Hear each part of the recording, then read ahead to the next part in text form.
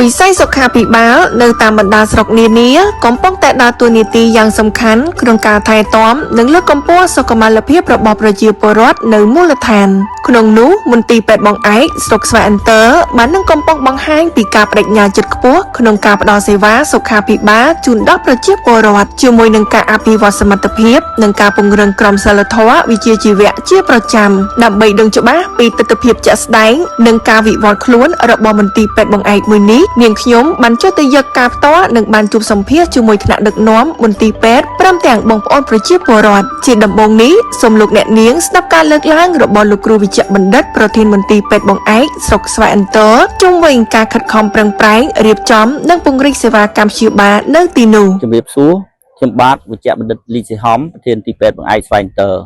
សូមអនុញ្ញាតបង្ហាញពីមន្ទីរពេទ្យបង្អែកស្វាយអន្តរទីពេទ្យបង្អែកស្វាយអន្តរបានបង្កើតឡើងដោយប្រកាសនៅថ្ងៃទី8ខែមេសាឆ្នាំ2015ទីពេទ្យបង្អែកស្វាយអន្តររបស់យើងខ្ញុំស្ថិតនៅក្នុងភូមិពោធិ៍ចិនដាំឃុំស្វាយអន្តរស្រុកស្វាយអន្តរខេត្តព្រៃវែងហើយមន្ទីរពេទ្យបង្អែកស្វាយអន្តររបស់ខ្ញុំមានជាមន្ទីរពេទ្យកម្រិត1ដែលមានបុគ្គលិកសរុបចំនួន29នាក់នៅក្នុងនោះស្ត្រីមាន21នាក់ហើយសិស្សបុគ្គលិកក្របខ័ណ្ឌមានចំនួន22នាក់ហើយនឹងមានបុគ្គលិកជួលដោយរ៉ាញ់ទៀនមាន2នាក់និងតកង់រថយន្តសង្គ្រោះមានចំនួន2នាក់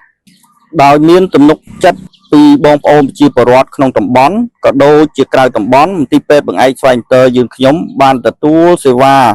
សម្រាប់ពេទ្យមានការកើនឡើងនិងសេវាពិគ្រោះជំងឺក្រៅក៏មានការកើនឡើងដែរទន្ទឹមនឹងនេះខ្ញុំបានសូមអំពាវនាវដល់បងប្អូនប្រជាពលរដ្ឋទាំងអស់អញ្ជើញមកទទួលសេវានៅមន្ទីរពេទ្យយើងខ្ញុំដោយយើងខ្ញុំមានក្រុមគ្រូពេទ្យមានវិជ្ជាជីវៈប្រកបដោយក្រមសីលធម៌ខ្ពស់រុះរាយរាក់ទាក់បម្រើសេវាមានភាពស្និទ្ធស្នាលនិងកក់ក្ដៅជាទីបំផុតជូនបងប្អូនប្រជាពលរដ្ឋដោយមិនមានការរើសអើងឡើយយ៉ាងទៀតចំពោះបងប្អូនប្រជាពលរដ្ឋដែលមានបានសមត្ថភាពក្រីក្រឬបសសត្រូវបានបង់ថ្លៃដោយរាជរដ្ឋាភិបាលដោយឡែកចំពោះព្រះសង្ឃនោះចាស់និងជនពិការនឹងមិនមានការបង់ថ្លៃសេវាផងដែរ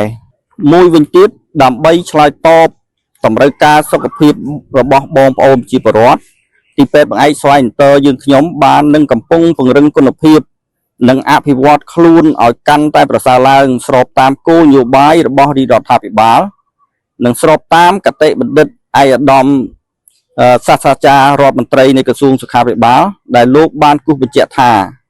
សុខទុក្ខរបស់អ្នកជំងឺគឺជាសុខទុក្ខរបស់គ្រូពេទ្យហើយគ្មាន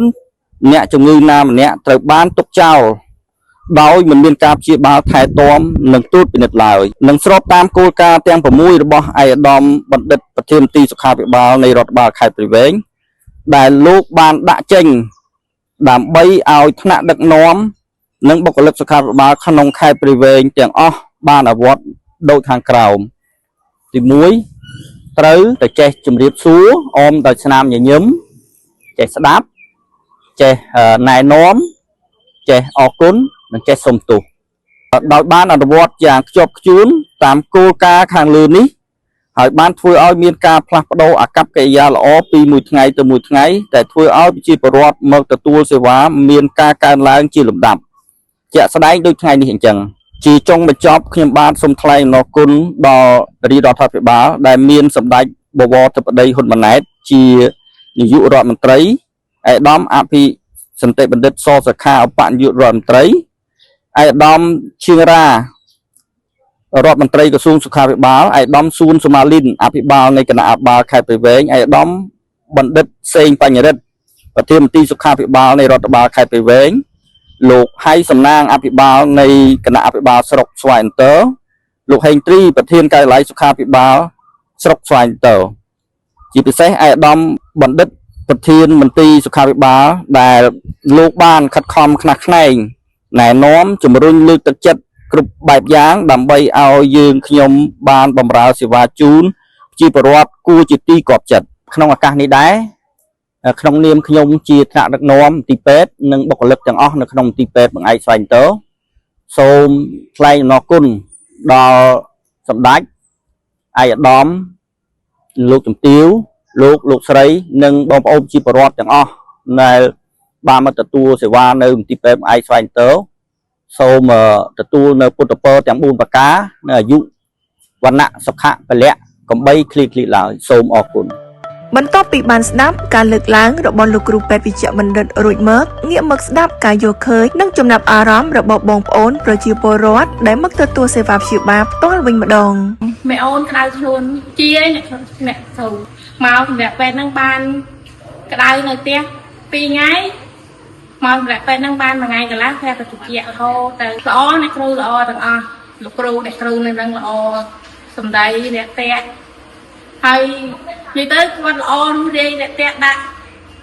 អ្នកជំងឺសួរសុខទុក្ខរហូតប្រធានមន្ទីរពេទ្យគាត់សួរសុខទុក្ខរហូតចឹងណាសូមថ្លែងអំណរគុណដល់គ្រូអ្នកគ្រូពេទ្យទាំងអស់និងប្រធានមន្ទីរពេទ្យដែលបានមើលយកចិត្តទុកដាក់ដល់អ្នកជំងឺទាំងអស់ចឹងណាអ្នកគ្រូ ខ្ញុំឈ្មោះព្រំលេងហៀននៅភូមិហាជ័យឃុំពពឹសស្រុកស្វាយតើខេត្តព្រៃវែងក្មួយខ្ញុំគាត់ជំងឺគ្រុនឈាមដែលរយៈពេល3យប់ហើយណាគ្រូបានធូរចាដោយសារលោកគ្រូពេទ្យនៅនឹងគាត់មានការយកចិត្តទុកដាក់ជាបាលទៅលើកុមារមិនថាកុមារឬចាស់ជរាក្មេងអីទេគាត់តែងតាមដានលើជំងឺនឹងរហូតហើយស្មានណាមកស្មានហ្នឹងថ្លែងអំណរគុណដល់ធានមណ្ឌលបង្អែក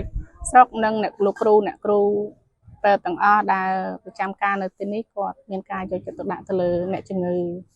បានល្អ កូនក្តៅខ្លួន2ថ្ងៃហ្នឹងគ្រុនឈាមគ្រុនអួយទៅជាឯងល្អដាស់ងើបដាស់ ការចូលមកពិនិត្យផ្ទាល់និងកិច្ចសម្ភារទាំងអស់នេះបានសបញ្ជាក់យ៉ាងច្បាស់ថាភាពរីកចម្រើនរបស់មន្ទីរពេទ្យបង្អែកស្រុកស្វាយអន្តរមិនមែនកាត់ឡើងដោយចៃដន្យនោះទេប៉ុន្តែវាជាផ្លែផ្កាចេញពីបេះដូងនិងការលះបង់ខ្ពស់របស់លោកគ្រូពេទ្យវិជ្ជបណ្ឌិតរួមទាំងក្រុមគ្រូពេទ្យទាំងអស់ដែលកំពុងបំពេញភារកិច្ចប្រកបដោយសីលធម៌វិជ្ជាជីវៈដើម្បីនាំមកនូវស្នាមញញឹមនិងសុខភាពល្អជូនដល់ប្រជាពលរដ្ឋនៅមូលដ្ឋាន